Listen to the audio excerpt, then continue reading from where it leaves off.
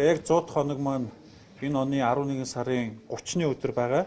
За урд хуурдах засгийн газруудаас бид нэр онцлогтойгоор энэ 100 хоногоо тэмдэглэе гэдэг дээр шинжлэлийн засгийн газрынхан бол санал нэгдсэн. Энэ юу гэхээр зэрэг бид нар зөвхөн нэг хоногийн тухай асуудлыг ярихгүй 11 сарын 30-ны одоо ирэх баасан гараг хүртэл бүтэн 7 хоногийн туршид бас тодорхой ажлуудыг зохион байгуулж явуулъя гэсэн ийм санал дээр бол өнөөдөр бол засгийн газрын гишүүд бол нэгцээ.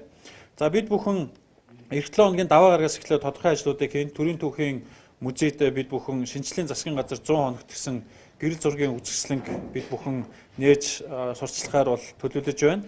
За Мягмар гарагт засгийн газрын 100 хоног ба орон нутаг гэсэн энэ сурчлагаа танилцуулгыг зохион байгуулна. За бас яамдууд хуваагдаад Мягмар, Лхаваг, Пүрэв гарагт манай 16 яам 3 хэсэгт хуваагдан өөрийнхөө үйл ажиллагааны тайлан олон нийтэд хүргэсэн ажлуудаа танилцуулах энэ арга хэмжээг зохион байгуулж авч явах юм байнамаа.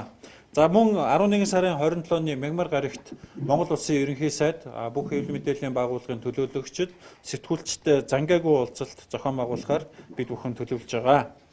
За 11 сарын 28-ны Лхаваг гарагт яамдын танилцуулгаас гадна бас 11 төвийн иргэдтэйгээ одоо төр засаг ойртож чих тавьж сонсож байгаа. Энэ арга хэмжээнийхээ тайлангийн арга хэмжээг бид бүхэн зохион байгуулахаар төлөвлөж байна.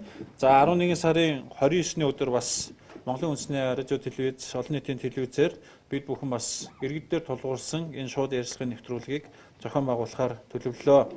За баасан гарагт бол бидний гол арга хэмжээ зохион байгуулагдана. Яг тэгэхээр энэ бол 11 сарын 30-ны өдөр яг 100 дахь хоног байгаа.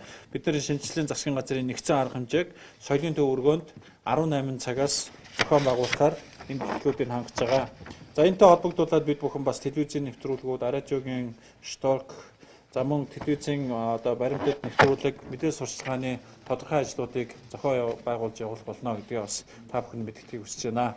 Ингээд нийт Монголын ард түмнийг шинжлэлийн засгийн газрын 100 хоногтой хамт бид бүхний хийж гүйцэтгэсэн энэ 100 хоногт хийсэн ажлууд за ирэх 4 жилийн хугацаанд бид бүхэн өмнө тавьж байгаа том зорилго, бодлого, тодорхой үйл ажиллагаа хөтөлбөртөө бас энэ 7 хоногт танилцахыг та бүхэнд урьж байна. Анхаарал тавьсан баярлалаа.